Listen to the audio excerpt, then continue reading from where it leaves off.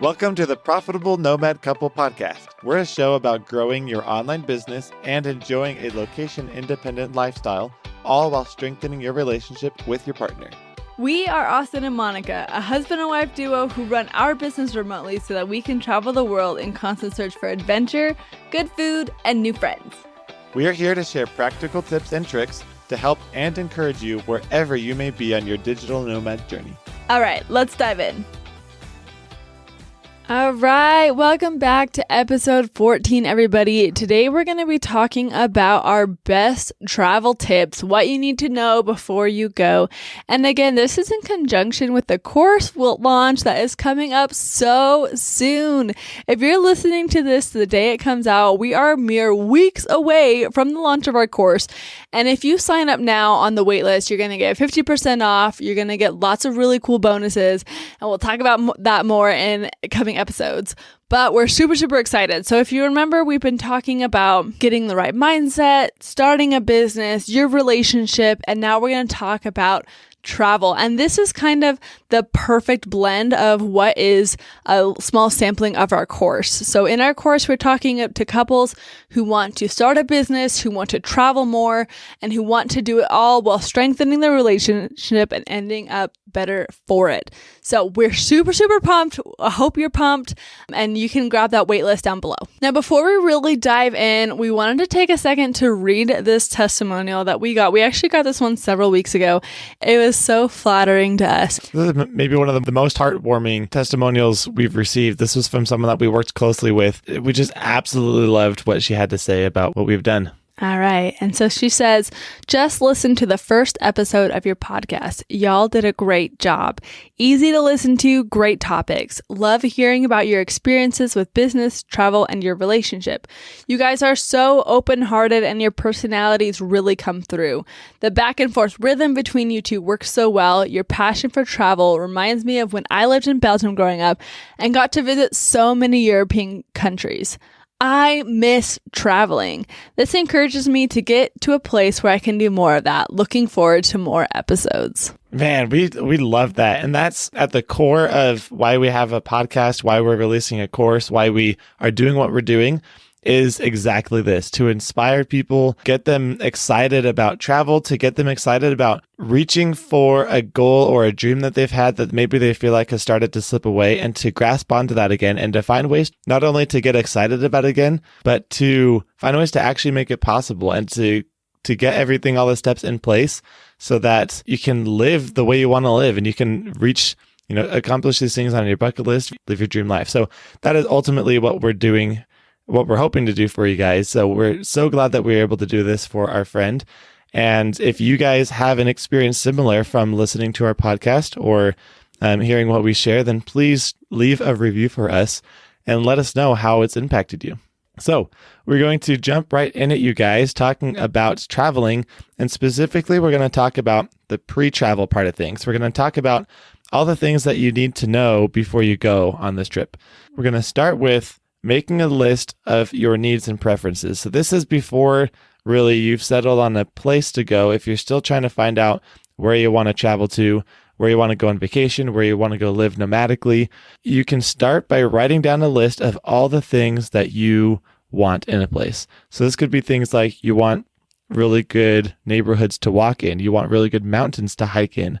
You want to live by an ocean. You want to be a block away from a grocery store. Maybe you want somewhere with really sunny weather, or maybe you want to go somewhere with snow.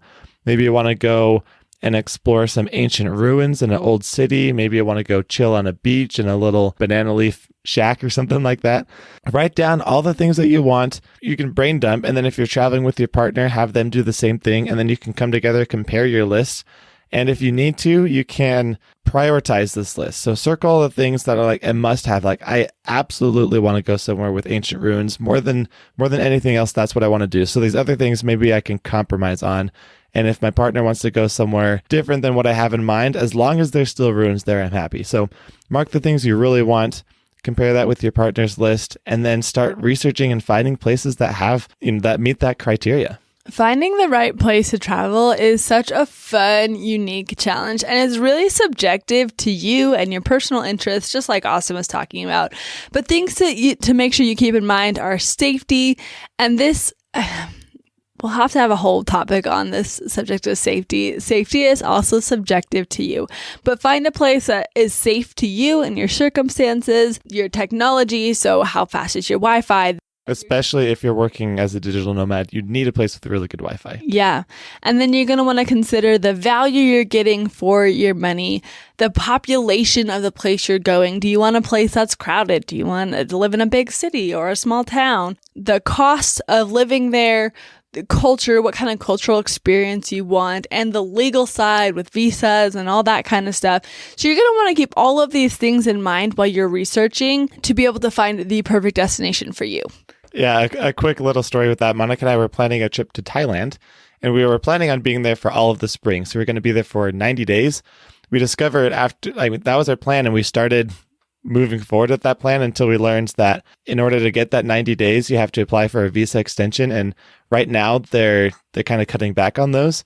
So it's more likely that we're only going to be able to be there for 30 days. So that's just an example of the legal side of things where the implications of the visa and passport can change where you can and cannot go.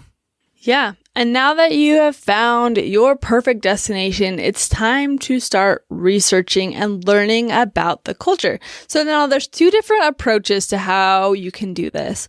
We do know several people who really just like to wing it, who like to live with a little bit higher level of spontaneity.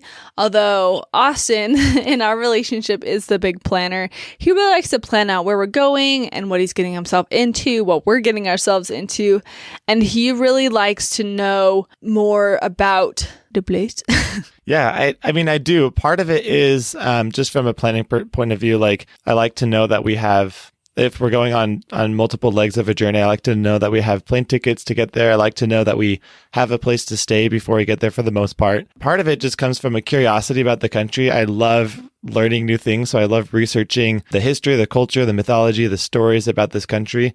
And so that's a large part of my research. But I am more likely to go into a trip without planning if I've already been to that place and I know it. For example, Monica and I have been to Guatemala several times. So if we were to plan another trip to Guatemala, it wouldn't take that long to plan a trip. And I wouldn't do a lot of planning into transportation because I know that we can figure it out when we're there because it's familiar to us. I'm also more likely to not plan if I know the language of the country. So again, Guatemala, Monica and I are fluent in Spanish.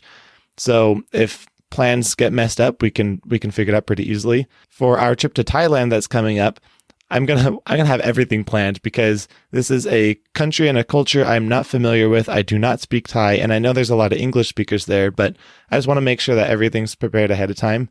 So you might find yourself somewhere on the spectrum between not wanting to plan anything and wanting to plan everything. But one thing we definitely recommend, no matter where you fall on this, is that you do some research on the culture. And the reason we want you to do this is Monica and I are huge advocates of being good global citizens, being respectful of other cultures. I know, especially unfortunately, as Americans, there's a bad stereotype of Americans as being disrespectful, being ignorant, intolerant of other cultures, other countries. We do not want you to be that person. We really want you to be accepting, to be respectful of other people and cultures that are different from you. So we want you to do some research into what's appropriate and what's acceptable to do and not to do and say and not to say in a different country. Yeah, just remember that whenever you leave the country, you become an ambassador for your home country and for digital nomads everywhere. So we want to make sure that we're being really respectful. We are enjoying the benefits of travel and the culture and the country that you're in, but that we're always remembering that we are the guest here, okay? And we want to leave a good reputation for the travelers to follow.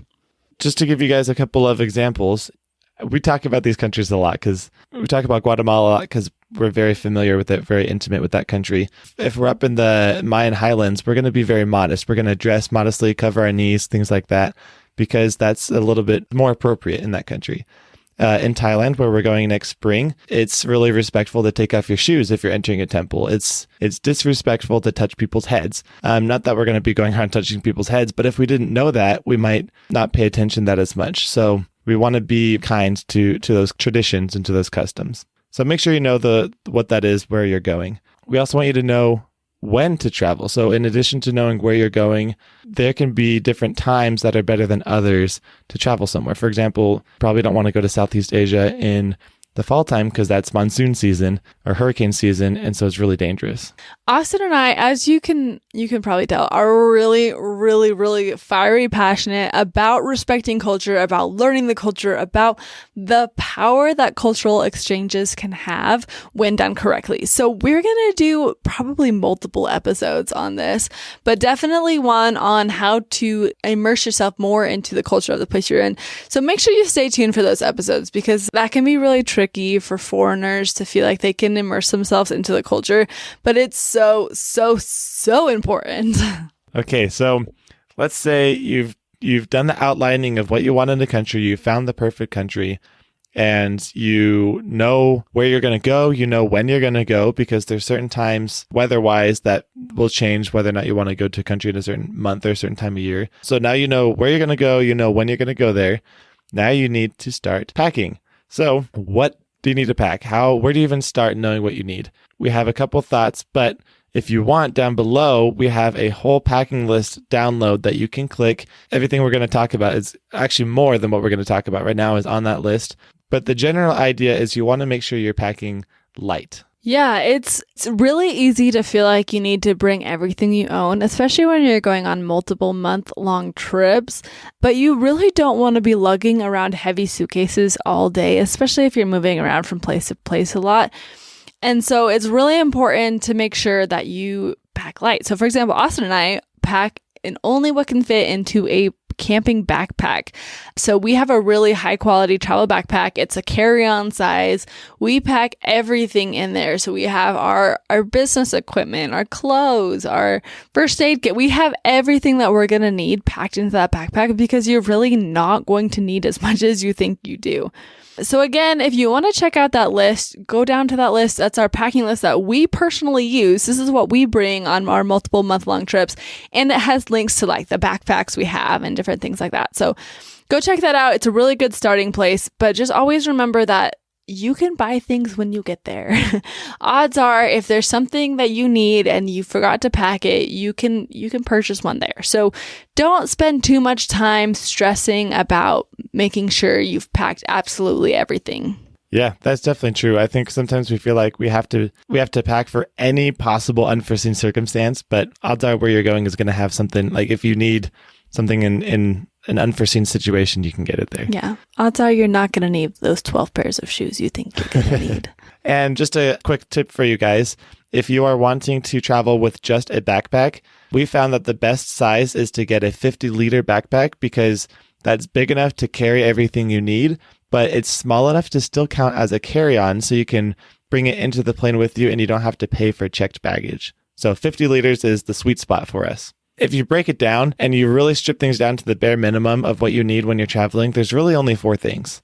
You need money, both accumulated money that you can spend and also a way to get money if you're going to stay there long term. You need your travel documents. You need some sort of passage, so like an airline ticket or a train ticket.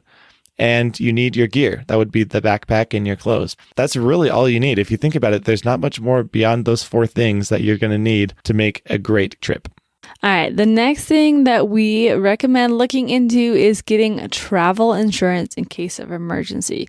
So travel insurance is going to cover things like lost or canceled flights, lost baggage, damaged baggage. It'll also cover things like emergency evacuations for political unrest and or medical emergencies. And some insurances actually will even cover plane tickets for a loved one to fly a loved one to your location if you're stuck in a hospital somewhere.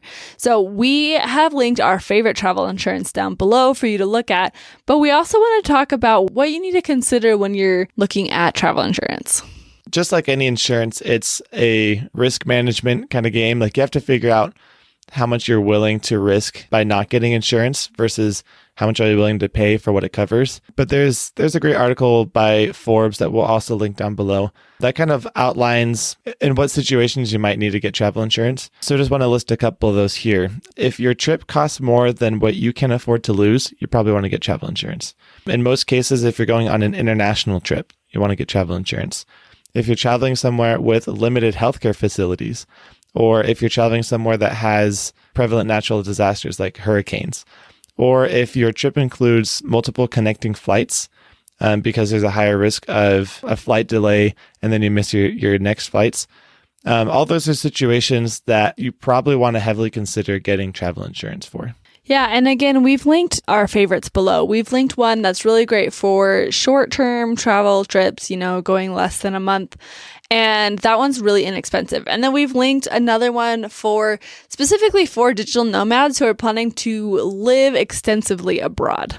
The next thing you're going to want to make sure you do to prepare for your trip is to download offline maps and currency conversion apps, and maybe even some sort of language translator app to help you get around if you find yourself in a situation where you don't have data or you don't have Wi-Fi. Those are super, super helpful, especially if you are not navigationally oriented. Having offline maps is good in case you get lost, or if you're like me and directionally challenged and can't find your way out of the mall.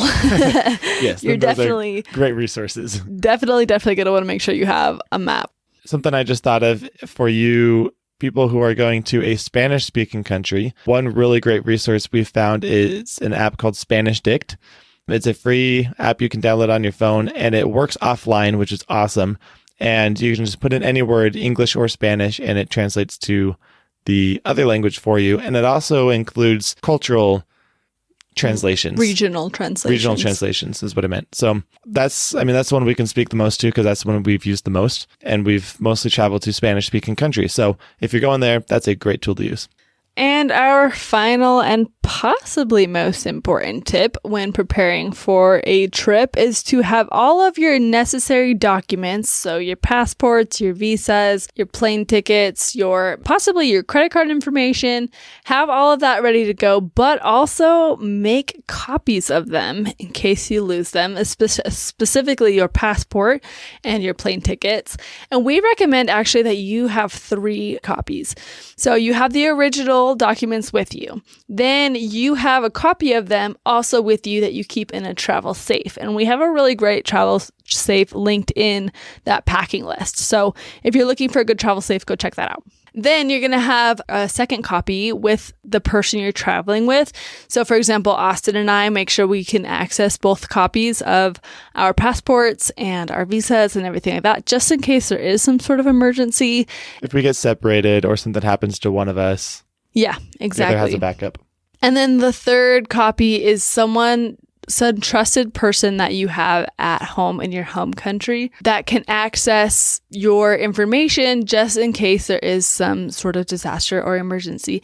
And the reason we recommend this is if for some reason you lose your passport, you can go to your country's embassy with this copy and get a renewed passport so much easier. It's just a good backup so that if you lose your passport, you have your own copy. If you lose your copy, you have a backup copy. And if you lose all your copies, you have someone at home with a copy. So it's just a backup of a backup. It's really nice to have. We've never been in a situation where we've lost a passport and had to try and go to our country's embassy to get out of the country. But that sounds like a terrible experience for me. So I'm going to do everything I can to avoid that. It's basically the principle of over-preparing in hope that you never have to use them, but just in case something does happen, you do have those safety measures in place. It's also good to have copies for your insurance if you're traveling with insurance and you do have canceled flights or something like that. You have documentation to give the insurance company to make your claim. So these are our best tips for preparing for a trip. So you are knowing where to go, when to go, you have everything you need, you feel confident, you feel ready for this trip, and you are prepared culturally for this experience. So if you are interested in learning more about how to prepare for trips, and then beyond preparing, but how to make the most of the trip while you're there, you can get on our wait list for our course that's coming out in about a month. If you get on the wait list now, you'll actually receive 50% off the course when it launches, which is an incredible discount. So get on that wait list in the link below. Follow our podcast for more tips on traveling. Gosh, you guys, we could talk about this all day long. We absolutely love talking about traveling and encouraging other people to travel. And we have so many really great tips and resources to share with you. And we just can't wait to share them with you. Thanks for listening and sticking around to the end of this episode. We really appreciate you being here. If you're interested in starting and growing your online business so that you can live as a digital nomad, then grab our free list of online business ideas to help you get started. You'll find it in the link below. See you next time.